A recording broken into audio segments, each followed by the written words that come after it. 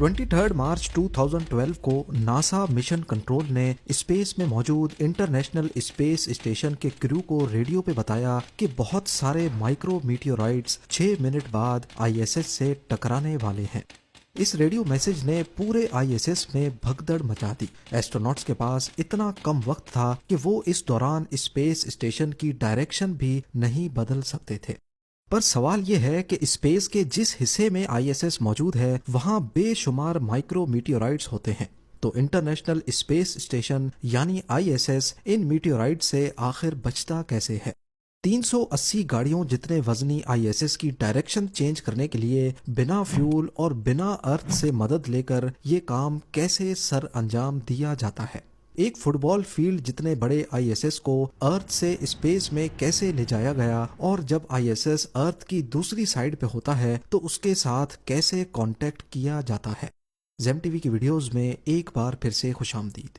नाजरीन, 150 billion dollars या फिर 12,375 अरब रुपयों की लागत से तैयार किया गया आईएसएस स्पेस में इंसानों का एक ऐसा घर है जिसकी एग्जाम्पल इतिहास में कहीं नहीं मिलती। इसको बनाने में अभी तक सैकड़ों हाई टेक पार्ट्स लग चुके हैं। इसमें 16 प्रेशराइज्ड मॉड्यूल्स हैं जिनमें रहने और सोने के लिए अलग अलग मॉड्यूल्स, एक ऑब्जर्वेशन डेक के लिए। और तरीका है तो अच्छा लेकिन बहुत कॉस्टली है क्योंकि एक कार्गो रॉकेट का अर्थ से आईएसएस तक जाने में 200 मिलियन डॉलर्स का खर्चा आता है, 1650 करोड़ रुपए। खाना और दूसरी सप्लाईज तो कई महीनों में एक मर्तबा भेजी जाती हैं, लेकिन दिन की 200 केजी की ऑक्सीजन डिमांड्स को पूरा करने के लिए बार बार रॉकेट्स का इस्तेमाल काफी मुश्किल है।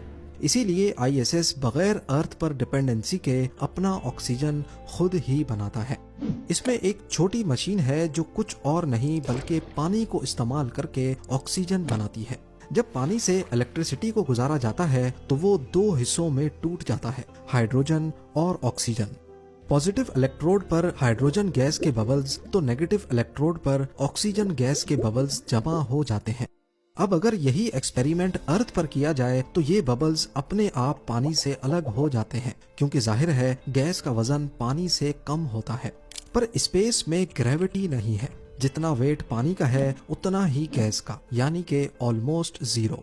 तो अब ऑक्सीजन गैस को पानी से अलग करने के लिए इस मशीन को गोल घुमाया जाता है जिससे सेंट्रीफ्यूगल फोर्स पैदा होती है जो कि एक आर्टिफिशियल ग्रेविटी के तौर पे काम करती है। गोल घुमाने की वजह से पानी साइडों पर चला जाता है और बीच में ऑक्सीजन गैस बच जाती है जिसको मशीन खुद ही कलेक्ट करके कंटेनर में डाल देती है। अब यहाँ आप सोच रहे होंगे